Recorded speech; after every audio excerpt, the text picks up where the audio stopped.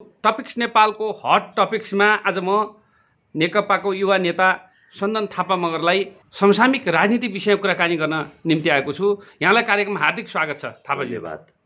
सन्दनजी, यो पुष 5 गते केपी शर्मा ओलीले संसद विघटन गर्नुभयो, त्यसपछिको यो रस्साकसीको बारेमा तपाईले के भन्नुहुन्छ?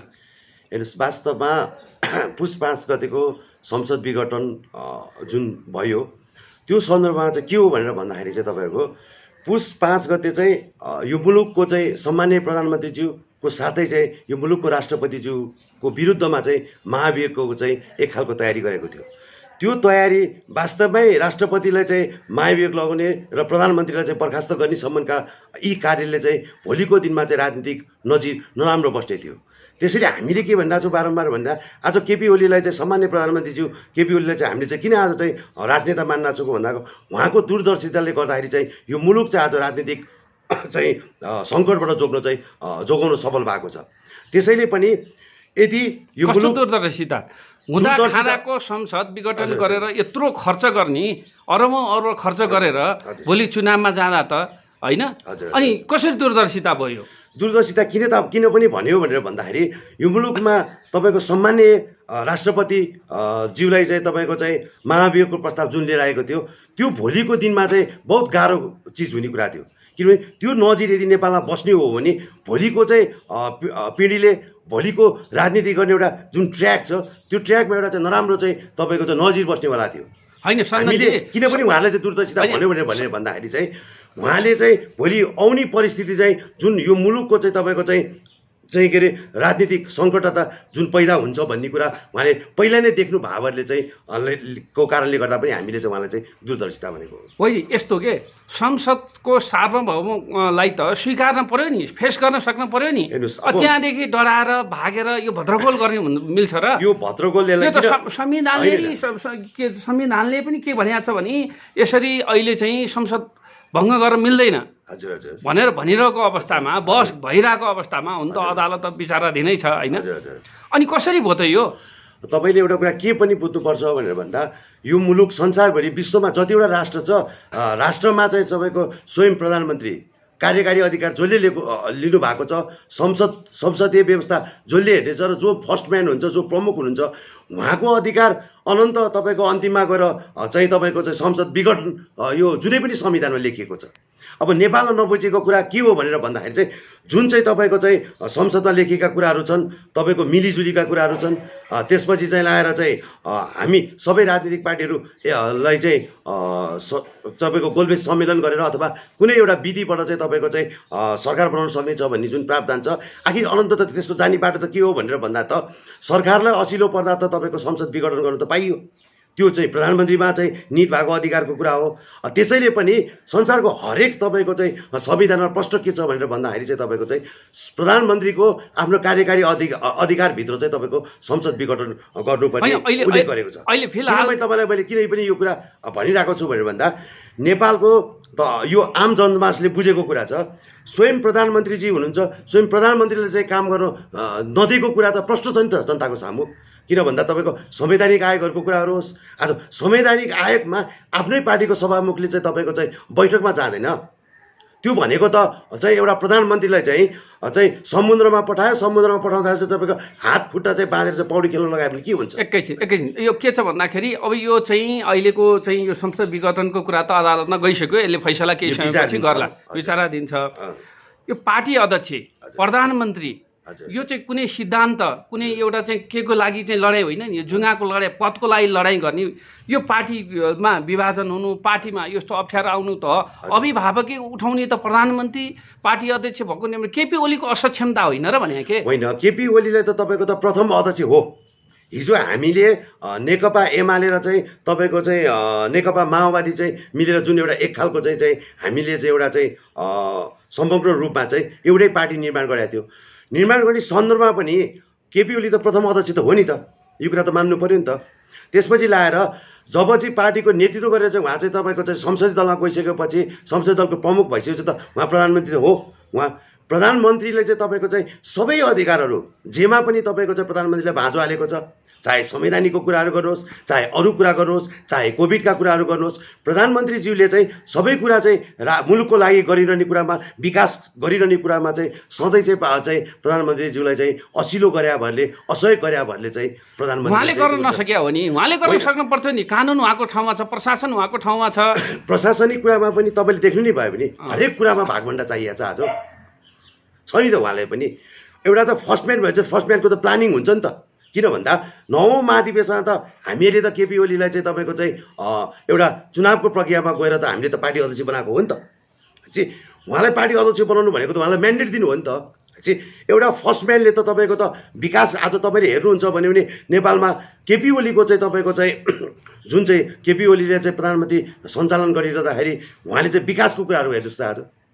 आज हामी सुरुङ मार्गमा प्रवेश गरिरहेको छौँ। आज कति किलोमिटर चाहिँ कालोपत्री भएको छ भन्ने कुरा हेर्नुहोस् न तपाईँहरू पनि। विकासका विषयमा एकछिन छलफल गरौँ। तर केपी ओली स्वयं प्रधानमन्त्री स्वयं आफैले चाहिँ तपाईँको चाहिँ जति विकास गर्छु चाहिँ यो मुलुकलाई समृद्धितिर लैजान्छु, सुखी नेपाली चाहिँ तिर लैजान्छु भन्ने कुरा जतिखेर पनि उहाँले चाहिँ त्यो विकासका अवधारणाहरू अगाडि लान खोज्नुहुन्छ त्यति नै बेला चाहिँ विकासका कुरा त सबैले जनताको लागि नै गर्ने हो। कहिले चुच्चे रेल बनाएको छ, कहिले के बनाएको छ। अब चाहिँ हेरी 5 वर्ष पुग्न लागिसकेको, गर्नु केही छैन। एउटा त्यो यो त स्वाभाविक रूपमा प्रक्रिया रूपमा विकासका कर्मिक रूपमा जाने कुरा त छँदैछ। त्योभन्दा नि बढी गफ दिएर अब अहिले चाहिँ हिजो चाहिँ पार्टी मिल्दाखेरि चाहिँ है एउटै खाटमा चाटाचाट लपक्कै, अहिले चाहिँ काटाकाट त्यस्तो त तपाईँको त अब उहाँले व्यवस्थापन गर्न नसक्या हो नि त। पार्टी अध्यक्षको हैसियतले तपाईँले भनेकै जस्तो प्रथम अध्यक्षकै हैसियतले यसको दोष त उहाँलाई जान्छ नि। होइन दोष तपाईँलाई मैले किन अनि त्यो दोषको चाहिँ त्यसको कुरा चाहिँ आम जनतालाई चाहिँ यो आम हडताल गरेर जस्तो अब भोलि तपाईँहरूले चाहिँ के गर्दै हुनुहुन्छ भने अब चाहिँ यो के अरे भोलि कति 23 गते भोलि 23 गते चाहिँ तपाईँहरूले चाहिँ अहिले रामबहादुर थापा बादल गृहमन्त्रीले चाहिँ स्कटिङ गरेर भए पनि चाहिँ जिल्लाबाट मान्छे ल्याउनु पर्छ भने उर्दी जारी गरेर यस्तो गर्ने।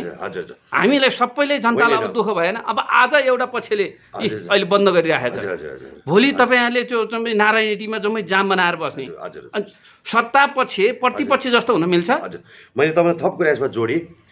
हामी सत्ता पक्ष त हौँ होइन, तर सत्ता पक्ष के हो भनेर भन्दाखेरि जुन चाहिँ हामीले 17 र 27 मा चाहिँ निर्वाचन घोषणा गरिसकेपछि चाहिँ प्रधानमन्त्रीज्यूले चाहिँ जनताको बिचमा चाहिँ तपाईँको चाहिँ फेरि पनि जनताको बिचमा गएर जनतासित चाहिँ म्यान्डेट लिएर आउँछु भन्ने कुरा चाहिँ आज आम जनतालाई हामीले बुझाउनु पनि छ। किनभने भन्दा हिजो नेकपाबाट छुट्टिएर गएका एकाध व्यक्तिहरूले चाहिँ आज हरेक दिन चाहिँ सरकार विरुद्धमा चाहिँ आन्दोलन गरिरहेको छ। कसरी एकाध हुन्छ हेर्नुहोस् त, 3-3वटा प्राइम मिनिस्टर, यत्रा मान्छे जनसागर छ। यस्तो हुन्छ 3-3वटा प्राइम मिनिस्टर उहाँहरू हुनुहुन्छ, तर 3-3वटा प्राइम मिनिस्टर उहाँहरू चाहिँ तपाईँ उहाँ नेताहरू चाहिँ हो उहाँहरू, तर जनता चाहिँ उहाँहरूसित चाहिँ पूर्ण रूपमा जनताहरू उहाँको चाहिँ कुरा सुन्ने पक्षमा छैनन्। किन पनि छैन भनेर भन्दाखेरि म भन्दैछु तपाईँलाई थप कुरा, किन पनि छैन भनेर भन्दाखेरि सम्माननीय प्रधानमन्त्रीज्यूले संसद विघटन गरिसकेपछि जनतासित नयाँ जनादेश लिएर आउँछु, नयाँ म्यान्डेट लिएर आउँछु म, र विकासको गतिविधिलाई यो मुलुकलाई समृद्धि बनाउने कुराहरू, यो मुलुकलाई सुखी राख्ने कुराहरू त प्रधानमन्त्रीज्यूले ल्याउनु भइरहेछ। कसरी विश्वास गर्ने? झन्डै 2/3कोले नगरेको कुरा ऐतिहासिक निर्णय गर्ने अवसर हो केपी ओलीलाई। होइन 9 महिनाको चाहिँ मनमोहनको सरकारले समेत त्यति ऐतिहासिक काम गर्न सक्ने, झन्डै 2/3को अहिले नगरेर फेरि हुँदाखाँदाको छोडेर जाँदा विश्वास कसरी गर्ने? होइन विश्वास त यस्तो हो, हामीले संसद विघटन भइसकेपछि सम्माननीय प्रधानमन्त्रीज्यूले समग्र रूपमा नेकपाले के भनिरहेको छ भनेर भन्दा हामी जनताको बिचमा जान्छौँ। भोलि जनताले हामीलाई स्वीकार्यो भने पनि फेरि पनि चाहिँ हामी चाहिँ जनताको बिचमै चाहिँ हामी काम गर्छौँ, अझ विकासका कामहरू गर्छौँ। यदि जनताले रुचाएन भने त यो प्रजातन्त्रमा त जनता नै सर्वेसर्वा हो। त्यसैले जनताको बिचमा चाहिँ हामी फेरि पनि जान्छौँ। किन पनि जान्छौँ भनेर भन्दाखेरि चाहिँ तपाईँको चाहिँ हामीलाई पार्टीभित्र नै चाहिँ एकाध मान्छेहरूले चाहिँ केपी ओली सम्माननीय प्रधानमन्त्रीज्यूलाई चाहिँ तपाईँको चाहिँ काम गर्नु दिएन।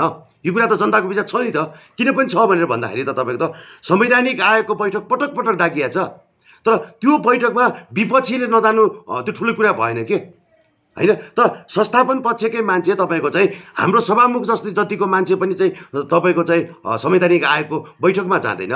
अनि हामी यो मुलुक विकास गर्नुको लागि त सबै अंश त चल्नु पर्यो नि त। सबै आयोगहरूले त परिपूर्ति गर्नु पर्यो, त्यसलाई पूर्णता दिनु त्यो पर्यो। त जनताको अगाडि हिजै पार्टी नहुँदाखेरि प्रधानमन्त्रीले भन्न सक्नु पर्थ्यो मैले यसो गर्ने, सकिन भने छोडिदिनु पर्थ्यो, नसकेपछि किन सत्तामा लिसो टाँसेर बस्नु पर्थ्यो।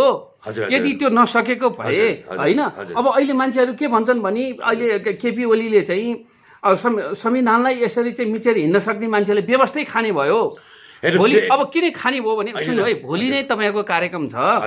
अहिले यो यतापट्टिको गुटलाई तपाईँको अहिलेको यो आन्दोलन धेरै मान्छेले के बुझेका छन् भने यो लडजुङ्गाको लडाइँ भनेको होइन कुनै सिद्धान्त कुनै जनमुखी कुराहरूको लागि नभएर पार्टीकै बिचको तपाईँहरूको आन्तरिक खिचातानी हो होइन। यसले गर्दाखेरि आम मान्छेले दुःख पाएको छ। चुनावको खर्च पनि त्यही भएको छ, निर्वाचन आयोगको खर्च हुन्छ, भोलि प्रशासनको खर्च हुने भयो, पुलिस सैनिककोले जम्मै खर्च हुने भयो, बढ्ने यसै पनि हुने भयो। त्यसो हुँदा अब भोलि चाहिँ तपाईँहरूले फेरि अर्को के तर्साउँदै हुनुहुन्छ अरे भोलि जनसभा भनेर। अब मान्छेलाई के लागेको यसो प्रश्न बनाइदिनुहोस् न। भोलि अब चाहिँ केपी ओलीले अब भोलि अब अहिले जुन बहस मान्छेहरूका बिचमा विभिन्न समाचारमा आइरहेछ, भोलि चाहिँ के अरे संहिता खारेज गर्ने है, त्यही भएर चाहिँ तपाईँको चाहिँ त्यो दरबारमा राखेको अनि हिन्दू राष्ट्र घोषणा गर्ने भनेर चाहिँ, किनभने यस्ता बहसहरू यस्ता समाचारहरू धेरै आएका कारणले प्रश्न बनाइदिनुहोस् त। वास्तवमा के बुझ्नुपर्छ सही हो भन्दा चाहिँ सही होइन, केपी ओली संहिता विरोधी हुँदै होइन, किन पनि होइन भनेर भन्दा चाहिँ सम्माननीय प्रधानमन्त्रीज्यू अनि हिजो बैलगाडाको कुरा गरेको हो नि, बैलगाडाको सन्दर्भ त्यो अर्कै कुराको हो कि यो आम जनताले बुझ्नु भएन, त्यसको वास्तविक अर्थ अर्कै छ। तर मान्छेले बैलगाडा चढेर अमेरिका पुग्न सकिँदैन भन्ने कुरा चाहिँ जसरी चाहिँ तपाईँको संहिताको विरुद्धमा सम्माननीय प्रधानमन्त्रीले जोड्नु भएको छ, त्यो एकदमै चाहिँ गलत कुराहरू हो। हामीले भोलिको आन्दोलन तपाईँले राख्नुभयो अघि चाहिँ भोलि संहिता चाहिँ खारेज गर्ने कुराहरू, चाहे चाहिँ हिन्दू राष्ट्र घोषणा गर्ने कुराहरू तपाईँले राख्नुभयो नि, जुन कुरा संहिता विरोधी केपी ओली हदै होइन। यो मुलुकमा यो संविधान बनाउनको लागि चाहिँ विशेष रूपमा भूमिका सम्माननीय प्रधानमन्त्रीज्यूको पनि छ होइन।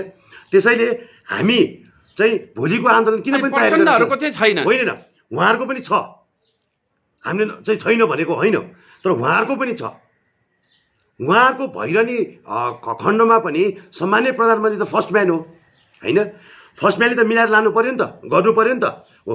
त्यही कुरा भोलि चाहिँ हामीले कुनै यो चाहिँ तपाईँको चाहिँ सम्माननीय प्रधानमन्त्रीले चाहिँ भोलि चाहिँ के अरे तपाईँको हिन्दू राष्ट्र घोषणा गर्ने र संहिता खारिज भन्ने कुरा चाहिँ यो बिल्कुल गलत हो।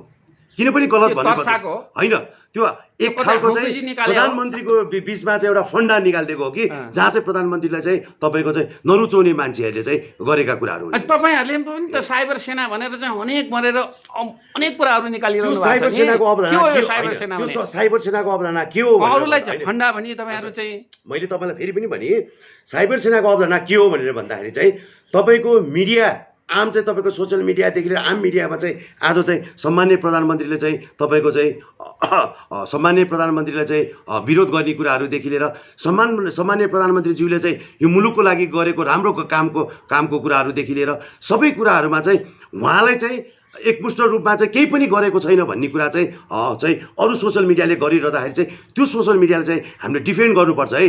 त्यो साइबर सेना मार्फत चाहिँ हामीले पनि चाहिँ विकासका कुराहरू चाहिँ जनताको बिचमा लानुपर्छ भन्ने हिसाबले चाहिँ त्यसरी चाहिँ साइबर सेना भएको हो।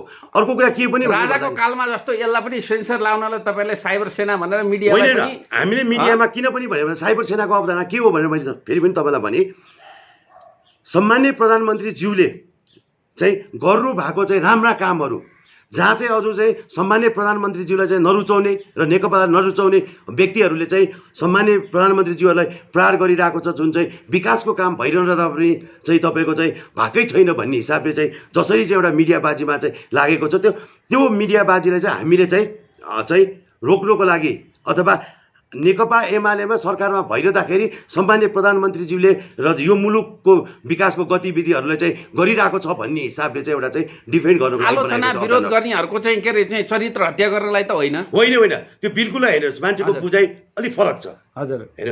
अर्को कुरा मैले तपाईँलाई थप कुरा यसमा के पनि भनेर भन्दाखेरि चाहिँ सम्माननीय प्रधानमन्त्री हामी सरकारमा भइरहँदाखेरि हो चाहिँ हामीले जुलुस गर्ने कुराहरू, हामीले चाहिँ जनता उतार्ने कुराहरू मान्छेलाई चाहिँ अचम्म लाग्न सक्ला अथवा असजिलो लाग्न सक्ला, तर के हो भनेर भन्दा चाहिँ सम्माननीय प्रधानमन्त्रीज्यूले पनि अब वैशाखको चाहिँ 17 र चाहिँ 27 गतिको चुनाव एउटा चुनावी माहौल पनि बनाउनको लागि र सम्माननीय प्रधानमन्त्री ज्यूले चाहिँ जनताको बिचमा चाहिँ हामीले यो काम गऱ्यौँ, हामीले यो कारणले गर्दा चाहिँ सरकार चलाउन कठिनाइ भयो र हामीले सरकार चलाइरहँदाखेरि पनि वास्तवमै एउटा चाहिँ यो मुलुकको चाहिँ दुर्घटनातिर जान लागेको चाहिँ राजनीतिक समसामयिक विषयलाई पनि जनताको बिचमा चाहिँ लगौँ र लगिसकेपछि चाहिँ जनतालाई पनि हाम्रो कुरा राखौँ भन्ने कुराहरू यसरी थियो। मैले थप कुरा यसमा पनि अर्को कुरा के जोडेँ भनेर भन्दाखेरि चाहिँ हिजो नेकपा एमाले र माओवादी चाहिँ तपाईँको चाहिँ एउटै पार्टी भइसकेपछि तपाईँलाई कार्यकारी अधिकार त के अरे हाम्रो पार्टी अध्यक्ष त्यति बेलाको पार्टी अध्यक्ष प्रचण्डज्यूलाई चाहिँ हामी नेकपाले सुम्पिएको थियो। तर त्यो दौरानमा पार्टीको एउटै गतिविधि हुन सकेन। न पार्टीले चाहिँ तपाईँको चाहिँ एउटा वडा न वडा कमिटी चाहिँ तपाईँको गठन गर्न सकेको छ, न नगर कमिटी गठन गर्न सकेको छ, न क्षेत्रीय कमिटीहरू गठन गर्न सकेको छ, विस्तारित केही पनि गर्न पाएन।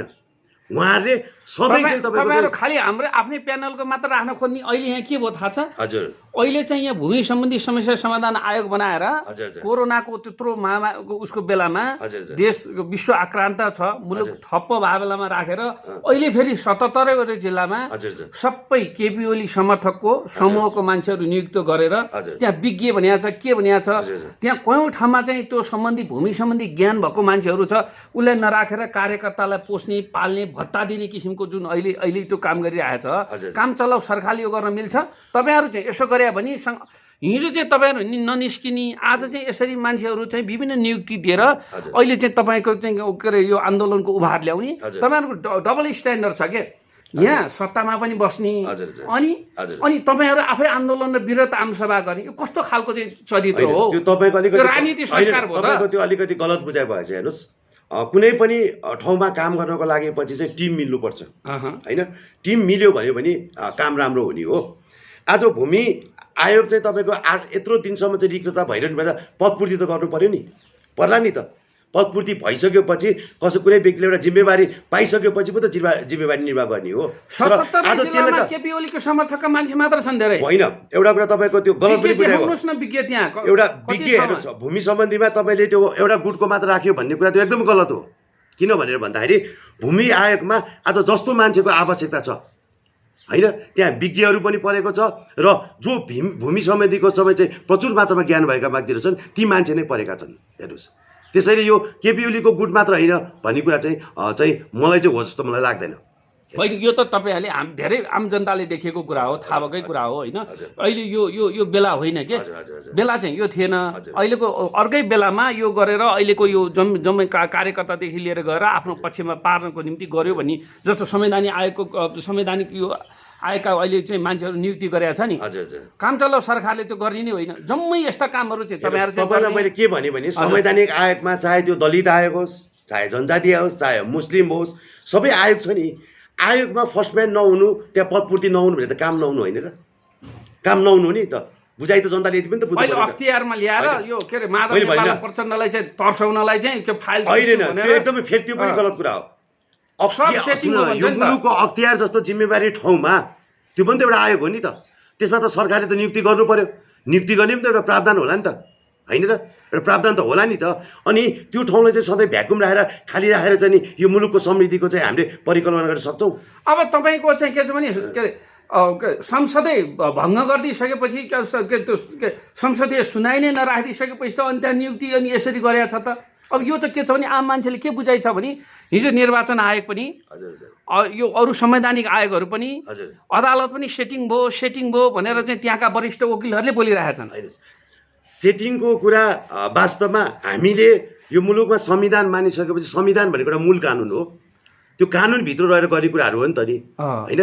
र मैले तपाईँलाई पनि भने प्रधानमन्त्रीको अधिकार हो संसारको कुनै पनि चाहिँ मुलुकमा हिसाबले त गर्नु भएन। तानाशाही त कसरी तानाशाही भन्नुहुन्छ तपाईँले? सरकारले त तानाशाही भन्ने संविधान त जानु पर्यो नि। त्यो संविधानै गइरहेछ। मैले भनिनँ संविधानकै चाहिँ तपाईँको एउटा लिगमा गइरहेछ। कसरी गएन भन्नु प्रधानमन्त्रीज्यूलाई संसारको सबै संविधान के ल्याएको छ भने प्रधानमन्त्रीज्यूलाई चाहिँ संविधान विघटन गर्नुपर्ने अधिकार छ।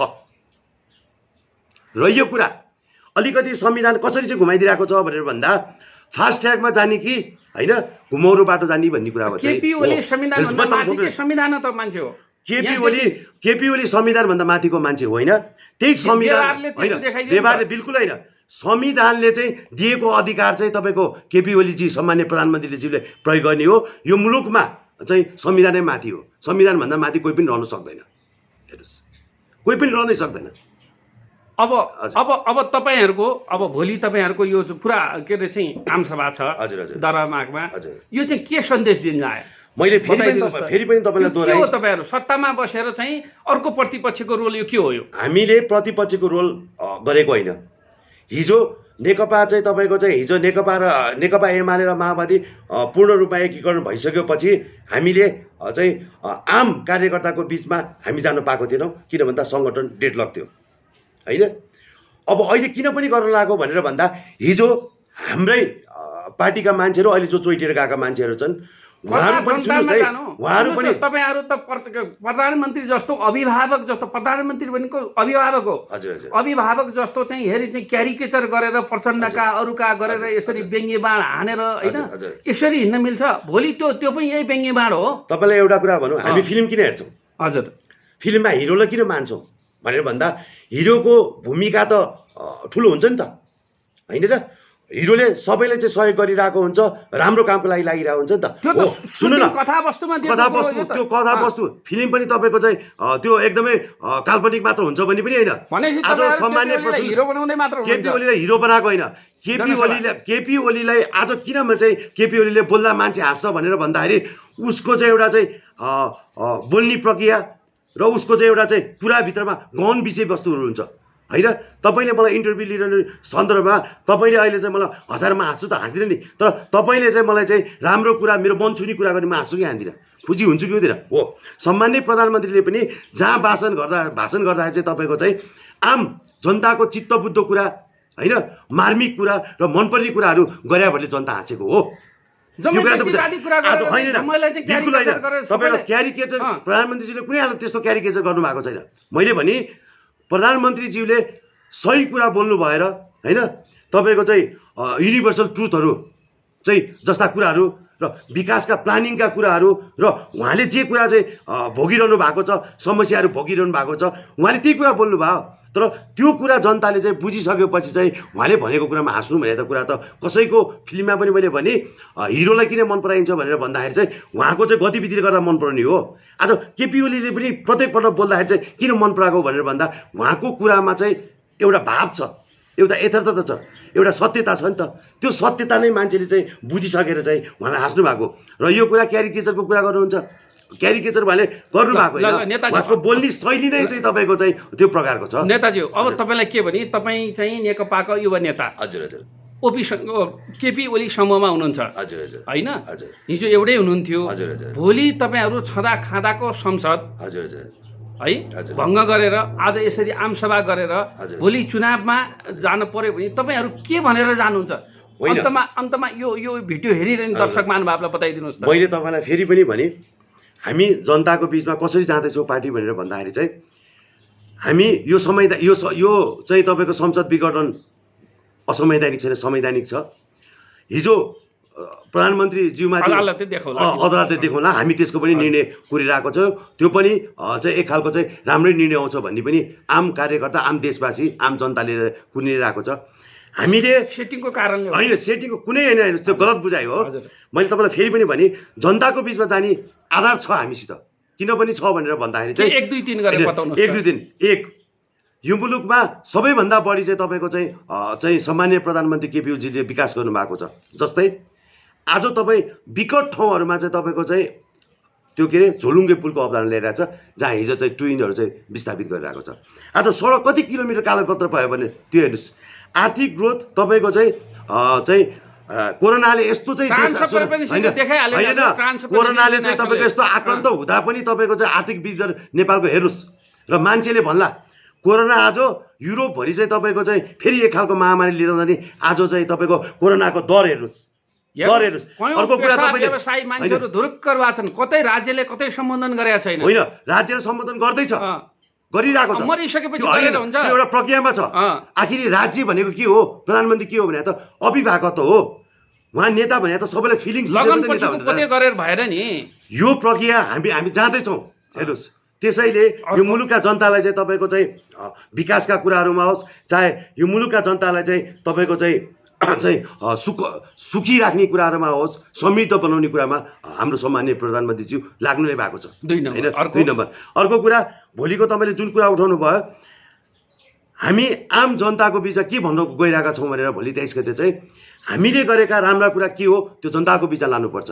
हिजो पार्टी एकै ठाउँमा रहिरहँदाखेरि, पार्टीभित्र एकै खालको मन्त्रीहरू भइरहँदाखेरि, पार्टीभित्र एकै खालको नेता भयो भने मण्डलीहरूलाई खुसी बनाउन त होइन, राजावादीहरूलाई त होइन। हामीले फेरि पनि भन्यौँ, योभन्दा अगाडि चाहिँ प्रचण्डजी, माधव नेपालजीहरूले यता राख्नु भएको थियो।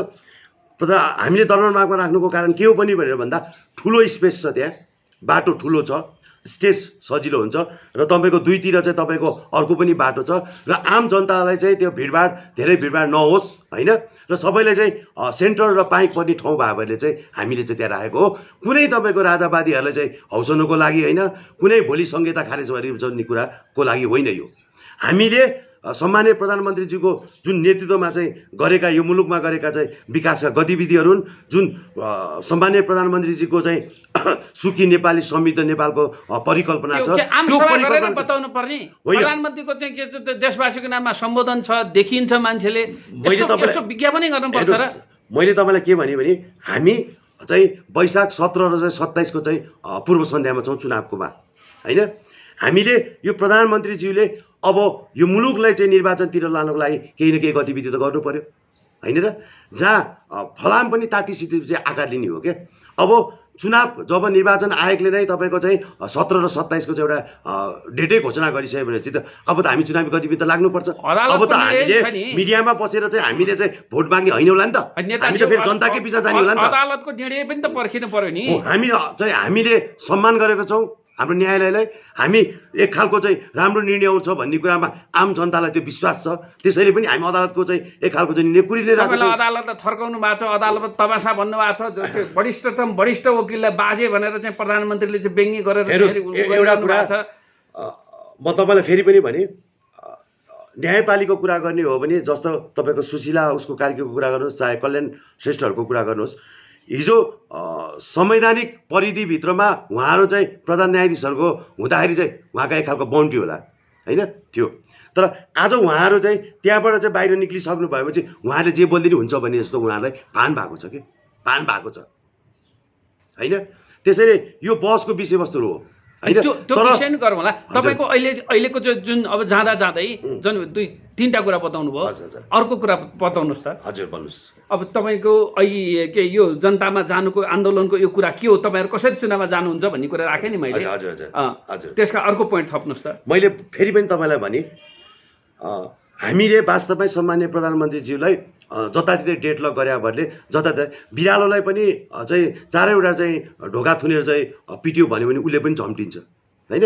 आज प्रधानमन्त्रीज्यूले चाहिँ यो मुलुकको चाहिँ राजकाज चलाइरहने सन्दर्भमा चाहिँ उहाँलाई जताततै चाहिँ हात बाँधिने काम भएको थियो, जताततै तपाईँको चाहिँ भागभण्डाका कुराहरू गरेको थिए र प्रधानमन्त्रीले आफ्नो प्लानिङ समृद्ध नेपाल सुखी नेपालीको भनेपछि आमसभा भनेको चाहिँ अब चुनावको तयारी प्रचार हो एक खालको। त्यो पनि हो। आज हेर्नुहोस् तपाईँले टिभीको त्यो चौधरीलाई ल्याएर चाहिँ यहाँ चाहिँ बालोटारमा ल्याएर इन्टरभ्यू ल्याएर जस्तै आफू प्रचारको निम्ति मात्र म चाहिँ मैले भने तपाईँलाई आम जनताको बिचमा प्रधानमन्त्रीज्यूले चाहिँ भोलि सम्बोधन गर्नुहुन्छ, के सम्बोधन गर्नुहुन्छ भनेर भन्दाखेरि चाहिँ उहाँले गर्नुभएका चाहिँ विकासका गतिविधिका कुरा गर्नुहुन्छ होइन। अब वास्तवमै यो मुलुकमा चाहिँ वैशाख 17 र 27 गते चुनाव हुँदैछ।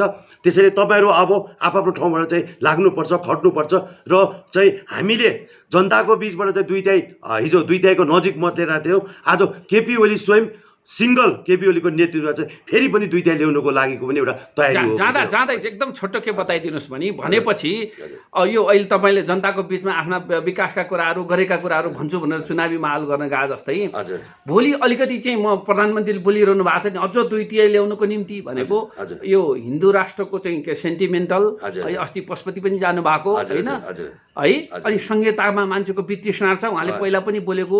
भनेपछि यो कुराहरू भन्दा पनि आफ्ना कामका कुरा मात्र आउँछ, कामको कुराहरू मात्र हो हजुर होइन। केपी ओली कहिले संहिता विरोधी हुनै सक्दैन सम्माननीय प्रधानमन्त्रीज्यू।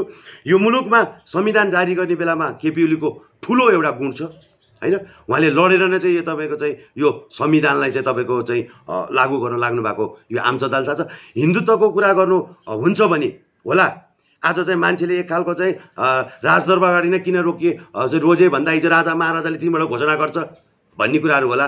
अब पशुपतिको कुरा गर्नुहुन्छ भन्यो भने पशुपतिमा हिजोदेखि हामीले पशुपति हिन्दूहरूको त एउटा मुटु हो नि त।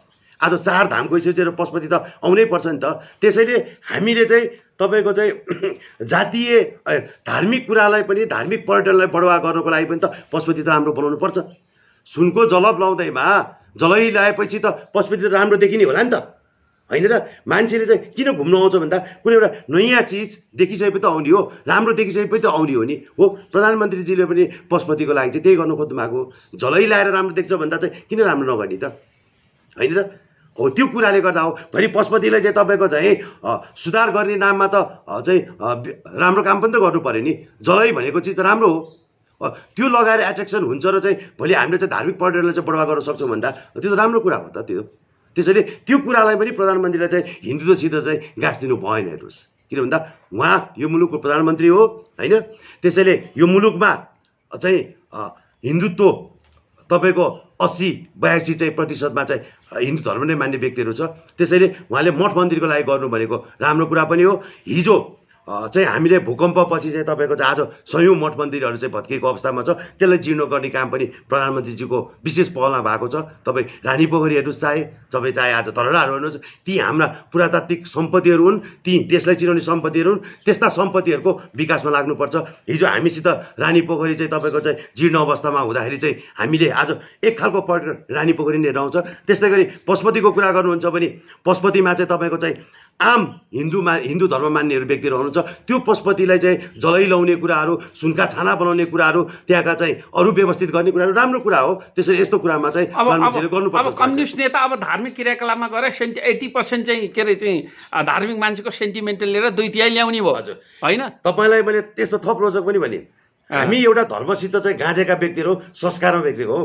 कम्युनिस्ट पनि त नेपाली होला नि त। हामी नेपालका कम्युनिस्ट, हामी नेपाली होला नि त। तर नेपालको हिजो चाहिँ परिवेश के थियो भनेर भन्दाखेरि चाहिँ केपी ओली समूहको चाहिँ जुन अहिलेको अभियान चाहिँ तपाईँलाई चाहिँ त्यो अभियानमा पनि केपी ओली समूहकै नभन्नुहोस् के।